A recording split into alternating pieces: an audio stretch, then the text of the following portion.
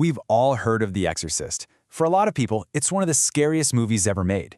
But what you might not know is that the whole story was born from a very real, very well-documented case file involving a 14-year-old boy back in 1949. So today, we're going to separate the Hollywood horror from the historical record. So here's our game plan. We're going to start at the very beginning, with the creepy stuff that started happening in a Maryland suburb.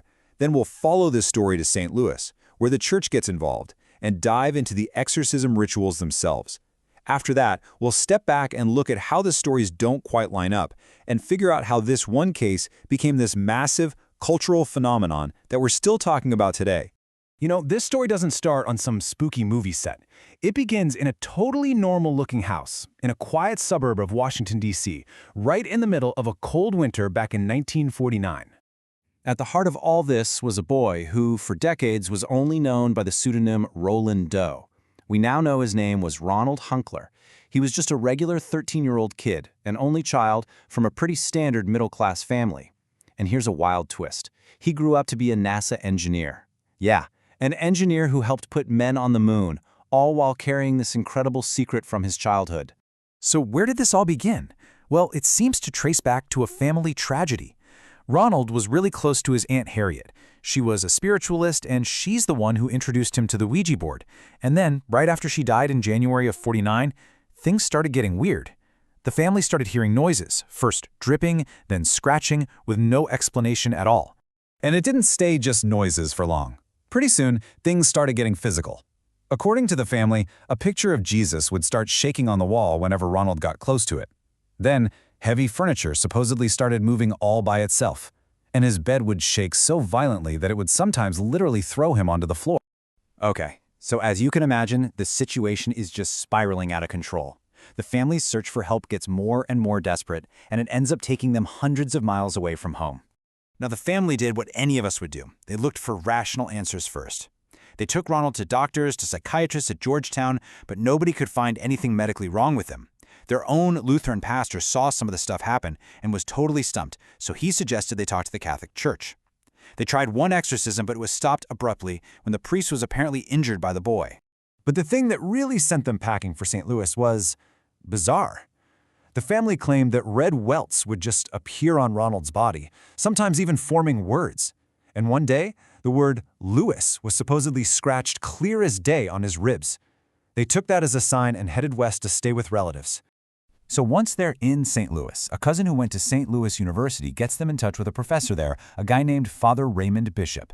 He then brings in Father William Bowden, a more experienced pastor.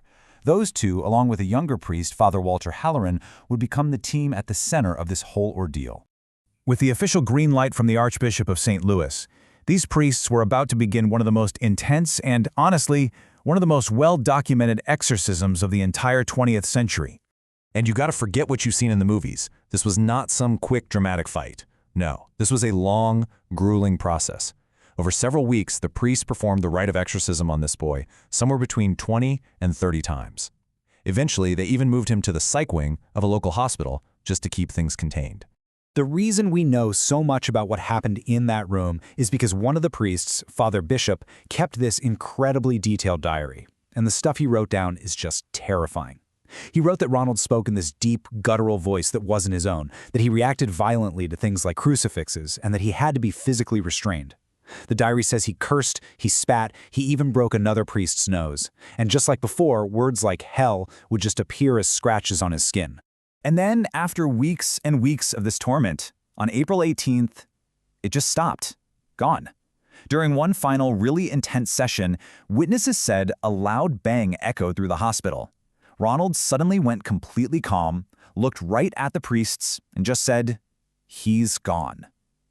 And that was it. From that moment on, all the paranormal stuff stopped, and he went back to being a completely normal kid. But, and you knew there was a but coming, right?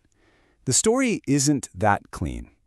Years later, when investigators and reporters started digging into this case again, the official story started to unravel a bit, because key people who were actually in the room started telling different versions of what happened. See, the whole case for a genuine demonic possession really hangs on that Jesuit diary. It gives us this incredible blow-by-blow account. But we have to ask a serious question. Was it an objective, factual report, or were the priests seeing everything through the lens of what they already believed? Now, the lead exorcist, Father Bowdern, he never ever backed down. Until the day he died, he insisted that what he saw was the real deal, a true battle with the demonic entity. For him, there was simply no other possible explanation. But not everybody who was there felt the same way. And this is where the whole story gets really, really complicated. Years later, Father Halloran, the younger priest who got his nose broken, gave interviews that pretty much contradicted the diary on key points. He said, "I never heard the voice change. He thought Ronald was just mimicking the Latin prayers he was hearing over and over. And those scratches? He even admitted it was possible the boy could have been making them himself." So, okay, if it wasn't possession, what on earth could it have been? Well, skeptics have a few theories. Could Roland have been a really disturbed teenager pulling off a huge hoax to get attention? Or maybe he was having a massive psychosomatic reaction, his body physically acting out the grief he felt for his aunt. It's also possible that the priests, who were trained to look for demons, interpreted the symptoms of something we'd now recognize, like Tourette's or schizophrenia, as something supernatural. But whatever the real cause was, this one obscure case from St. Louis was about to become an absolute global phenomenon. And the connection is crystal clear. A writer named William Peter Blatty was a student at Georgetown when he first heard stories about this case from one of his professors. Years later, he managed to get his hands on a copy of Father Bishop's diary, and that became the factual blueprint for his blockbuster novel, and of course the movie that terrified the world. But, and this is so important to remember, you have to separate the facts from the fiction. The head spinning 360 degrees, the green pea soup, the spider walk down the stairs, all of that iconic, terrifying stuff, it's pure Hollywood. It's not in the 1949 case diary anywhere. Blatty was a brilliant writer, and he added those details to make the story much, much scarier. All right, so all of this brings us to one final, and I think really important question. How would this whole thing play out if it happened today? And wow, the difference between 1949 and today is just night and day. Back then, medicine hit a wall, so the church stepped in. Today, a case like this would set off a completely different chain of events. There would be months, maybe years of intense medical and psychiatric testing. Child Protective Services would absolutely be involved, investigating possible abuse. And the Catholic Church itself now has much stricter rules. They won't even consider an exorcism until every single natural explanation has been exhausted. And don't even get me started on the media. It would be an instant global firestorm. So in the end, what are we left with? What really happened in that room in St. Louis all those years ago? Was a young boy tormented by a literal demon? Was he a child suffering from a profound psychological crisis? Or was he a troubled kid pulling off an unbelievable hoax? The official file on Roland Doe might be closed, but the questions that case left behind, they're still very much open.